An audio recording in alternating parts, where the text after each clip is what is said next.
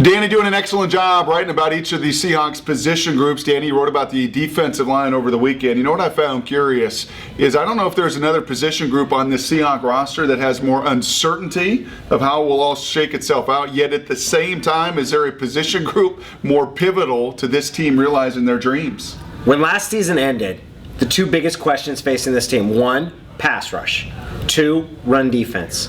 It's not a surprise that then we're looking at the defensive line, and here's the other thing. Oh yeah, they signed two defensive linemen in free agency, Cliff Averill, Michael Bennett, each of whom had 9 or more sacks last season.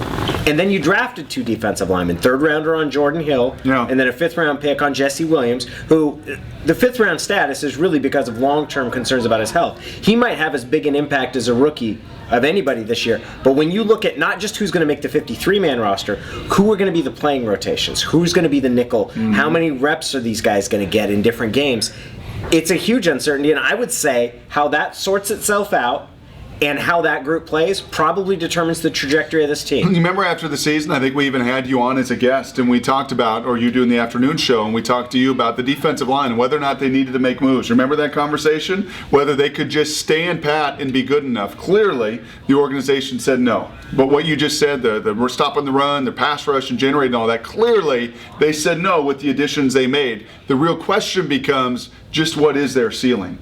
When all the parts are thrown in there, and as you said on the show today, I think really well, you want to peak at the appropriate time, and they should with Irvin and Clemens in the second half of next season. Are there enough pieces in place? Is that upside high enough that that group and that position group can take this team to the Super Bowl? It's the biggest question. I think that you can reasonably look at it and say the pass rush is going to get better.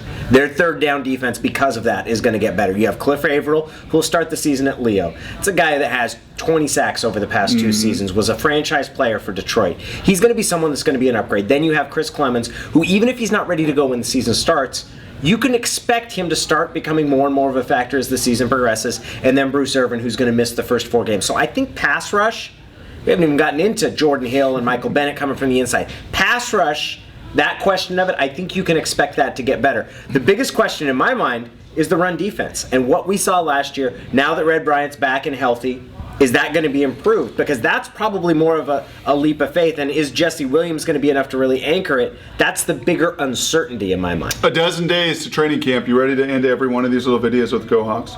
You ready? 1, 2, 3. I'm not ready for that. I am. Go Hawks.